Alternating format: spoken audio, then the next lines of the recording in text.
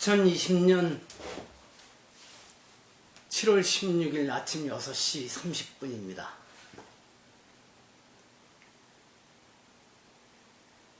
어제도 아침 일찍 일어나서 저거 하고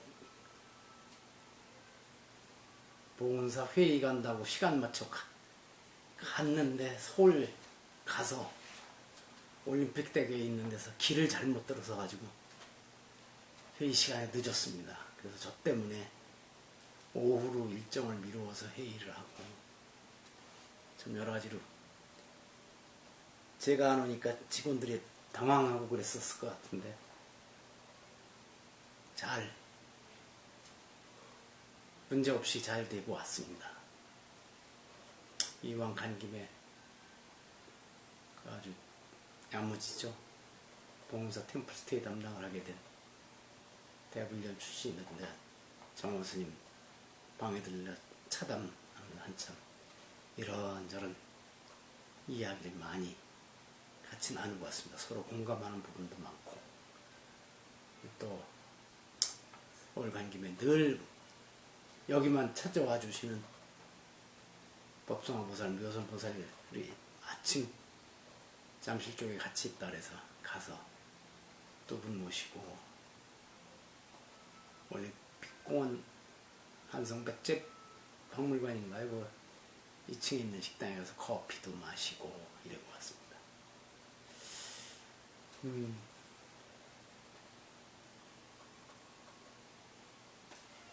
이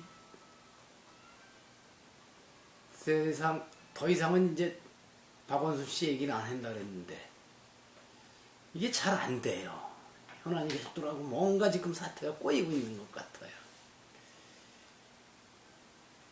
그 전에 한 가지 더 좀 그저께 저녁에 모임에서 어쩌다가 이인영 씨 통일부 장관 지명된 이인영 씨 얘기가 나왔는데 뭐 아들 해외 유학 자금을 뭐 밝힐 수 없다 뭐 이러고 한 얘기가 나오니까 아마 그 연벨턴대 후배가 그러더라고요. 제가 이인영은 어떤 사람인지 잘 모르지만 그 부인 제가 기억니은 디귿이라고 했습니다. 이름을 대면서 잘 압니다. 부인을.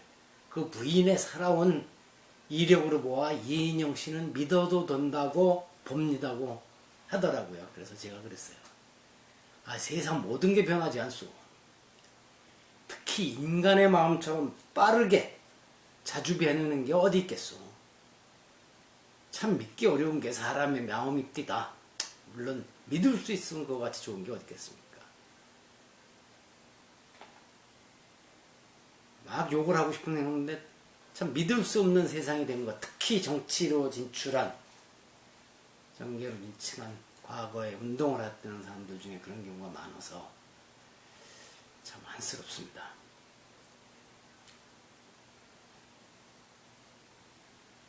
어제 또 뭐 뉴스 보니까 이번에 박원순 씨를 고소한 그 피해자 여성이 실은 4월에 시장 비서실에 다른 남자 비서관한테 저녁 회식 끝나고 성폭행을 당하는 게 있어서 이미 문제가 되기도 했었더라고요. 근데 수수께끼인지 하여튼 오늘 아침에 일어나서 제가 전화기도 다 그렇게 썼습니다. 육하원칙에 따라서 한번 살펴봤으면 좋겠다. 박원순 씨는 자신이 고소당했다는 사실을 알게 된 정확한 시간이 언제인지는 지금 확실치 않지만 그 사실을 알고부터 그러니까 긴 고민의 시간도 별로 없이 갑자기 아마 죽음을 결심하고 실행에 옮겨서 하루도 안 걸렸죠. 무엇이 그를 그렇게 급박하게 몰고 갔을까? 서울시가 그래서 그동안 뭐 아무 저것도 없었던 것 같이 하더니 아침에 뉴스들이 나오는 걸 보니까 비서실장이 그 실종되던 날, 그래서 죽음이 발견되던 날 오전에 공관을 찾아갔었고 그 장면이 CCTV에 찍혀 있고 그가 떠나고 1시간 만에 1시간밖에 안 돼서 박 시장은 그 사이에 등산복을 차려입고 배낭을 둘러매고 나갔더라고요. 그리고 몇 시간 뒤에 또 마지막 통화자도 비서실장이었던 거로다가 나오고 있으니까 뭔가가 진행됐던 거죠. 그럼 저는 그것이 한번 육하원칙에 따져보자. 육하원칙 중에 무엇은 거기 드러났죠. 고소당했다는 사실을.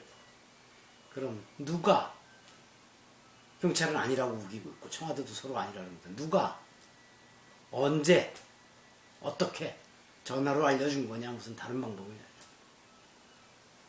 그 다음에 무엇은 드러났고 왜, 이게 중요하죠. 왜 알려줬느냐. 컨칭은 어떤 식으로 표현을 했길래 사실만 간단하게 피소당했습니다 이렇게만 했으면 그랬는데 죽음까지 결심했을까. 아니면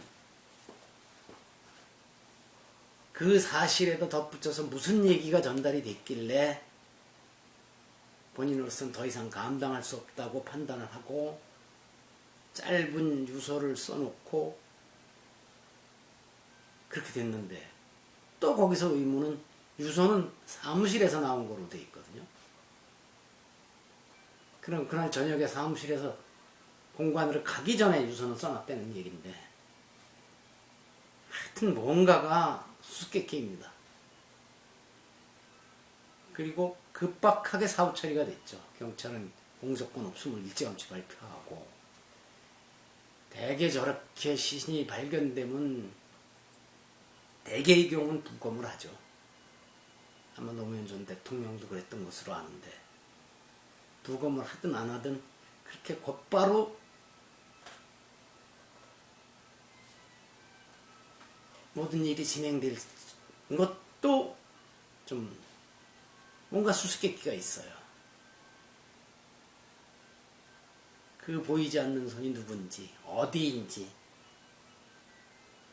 하여튼 고인에게 이런 식으로 고소를 당했을 때다 하면서 무슨 얘기를 해준 그 사람이 누군지, 아니면 그 기관이 어딘지, 이게 앞으로 계속 꼬리를 물고 질문들이 나올 것 같습니다. 지금 집권 세력도 빨리 해서 마치 순교자인 것처럼 하고 이러면서 화도 내고, 또 미투 운동에 모범을 보였다는 등 또 그리고 그 피해 여성에게 책임을 돌리고 거기를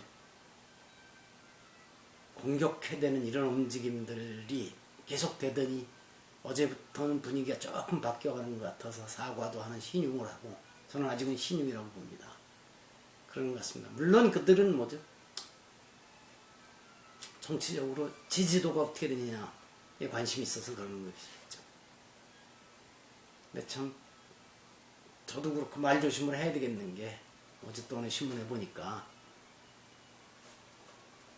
조국 씨가 예전에 그랬었고요. 윤창중 사태 터졌을 때 성추행을 연애라고 하는 이들은 꼭 처벌을 해야 된다고 아주 강하게 얘기를 했었던 것이 있더군요. 그래서 기자들은 뭔 일이 터지면 과거 조국의 발언을 뒤지더라고요. 저도 조심해야 되겠습니다. 하여튼 요즘 좀 그래요. 같은 잣대를 들이대지 못하는 사람들이, 물론 저도 그럴 수 있겠습니다만 너무 많습니다.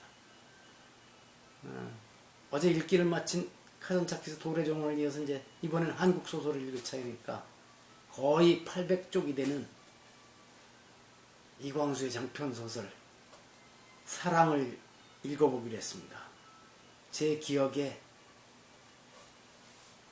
중학교 3학년 때 겨울방학, 그 다음에 이제 고등학교 들어갈 때까지 긴 시간이 있을 적에 마침 사촌 형님 댁의 조카가 저보다 몇 살 위인데 공군 중상가 이랬을 거예요. 중산지 상산지. 그런데 이광수 전집을 할부로 들여다 놨더라고요. 그래서 그 이광수 전집을 갖다가 다 읽었습니다. 지금은 스토리가 기억 잘 안 나고 그러는데 그 만주 시베리아 열차 타고 달리던 장면 뭐 이런 것들만 나요. 그래서 야, 그 시절 사람들은 움직이는 무대가 우리보다 훨씬 넓었구나 그런 생각은 했죠. 그 다음에는 또 뭐 대학 다니면서는 이광수가 또 친일 행적이라고 해달라니까 이광수를 소설도 가까이 하기 싫어지고 이런 시기도 있었고, 제 본명인 향산을 한참은 또 제가 쓰기 싫어했던 적이 있었던 게 이광수가 창씨개명일제 성을 향산으로 바꿔서 야, 내가 이광수하고 같은 거 쓸 수 있느냐 이랬는데 알고 보니까 백낙천북도 호가 향산이 그래서 요즘은 상관없이 쓰고 있습니다. 하여튼 그렇고요.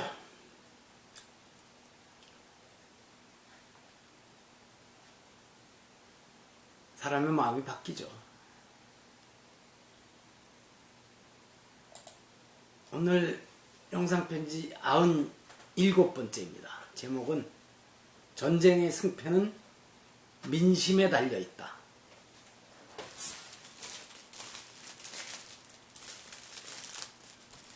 용병 공전지 본 제호 일민.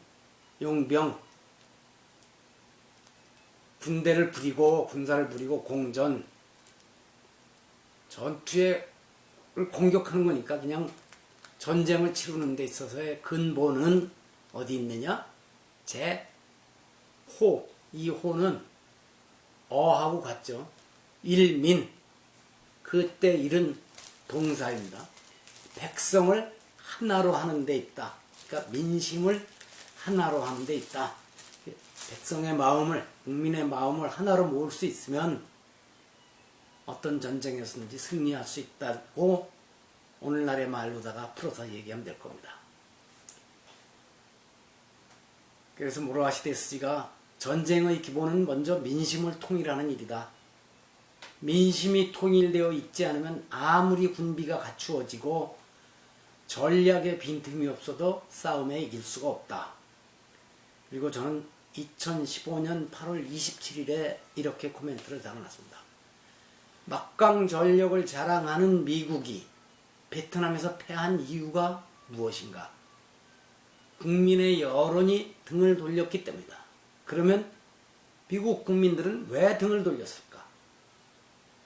정당하지 못한 전쟁에 젊은이들의 피와 목숨을 내던진다는 판단을 내렸기 때문이다. 민심 통일? 이것은 위에서 내리눌러서 억지로 만들어지는 것이 아니다. 물론 요즘에 나오는 책들을 보면은 당시에 그렇게 된 데는 미국의 판단 착오로 그 월남전에 베트남전에 끼어들지 말아야 되는데 끼어드는 것도 있고, 미국에서 이렇게 반전 시위가 번져가고 그런 데는 그 정치적이고 이런 부분 말고 또 한 가지가 과학기술이 발달하면서 TV가 일반화되는 데도 있었습니다. 그래서 베트남에서 티광뚝 스님의 분신, 소신공양이라고 불교 계산합니다. 분신 사건이나 미라의 학살 사건 이런 것들이 사진으로도 전해지고 나중에는 TV 화면으로 전해지기 시작하니까 미국 국민들이 우리가 저런 데다가 우리 자식 돈을 대고 우리 자식들을 거기서 목숨을 잃게 하고 있느냐, 이런 민심이 번져나가기 시작했고 대학가를 비롯해서 곳곳에서 반전 시위가 벌어지기 시작했죠. 감당할 수 없는 상황이 그렇게 해서 오기 시작한 두 측면이 있습니다. 네, 미국 같은 민주국가라고 하는 데서도 과거에는 어쨌든 권력을 가진 사람의 뜻대로 움직일 수 있는 게 많았는데 그땐 그럴 수 없게 여러 가지 상황이 바뀌어가고 있었죠.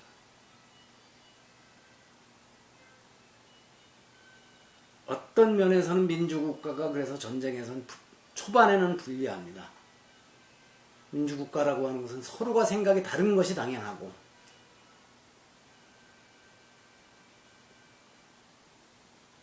그래서 초반엔 밀리죠. 2차 대전은 프랑스, 영국이 독일한테 완전히 계속 밀리고 있었고, 물론 그렇다 해서 프랑스와 영국이 민주국가냐, 자신 국가 내에선 몰라도 세계 각국에서 식민지 착취를 하고 학살을 하고 이런 거는 그들도 독일과 다를 바 없고, 아니 독일보다 오히려 그 부분은 훨씬 더 심각했었죠. 그렇지만 내부에서는 어쨌든 민주정책이 이루어지니까 초반에 그렇게 밀리고 있어도 나중엔 민심을 모을 수가 있고 우리가 무너지면 안 된다는 게 됐었죠. 근데 미국이 월남전에선, 베트남전에선 그렇게 할 수가 없었던 것입니다. 얘기가 이렇게 갔고요. 오늘은 저녁 약속이 있어서 오늘 저녁에 오후에나 나가게 됩니다. 원래 오전에 가서 홍인식 선생님 49제 모시는데 갔다가 저녁 약속 자리를 가려고 했는데 저는 모르고 있었는데 어제를 하루 당겨서 했더라고요. 어쩔 수 없죠. 특별히 누가 점심 먹자고 전화가 오지 않으면 오후에 출발해서 서울을 갔다 올 생각입니다. 아니면 치과에 연락을 해봐서 며칠 전부터 이빨에 문제가 생기고 불편해지는데 오후 치과에 오늘 볼 일이 시간이 가능하다면 일찍 올라가든가 가보고 치과 치료가 시간이 앞으로 자주 가야 된다면 서울을 이렇게 자주 다니기 어려우니까 점검만 해보고 가까운 여주나 해서 치료를 받든가 여러 가지 고민을 하고 있습니다. 하여튼 이렇게 해서 오늘도 또 주저리 얘기가 길어졌습니다. 10분 이내에 끝내려고 하는 게 이렇게 잘 안 됩니다. 다른 사람들을 보고 말 좀 줄이라 그러면서 저는 그게 안 되네요. 습관이 무섭죠. 여기서 마칩니다.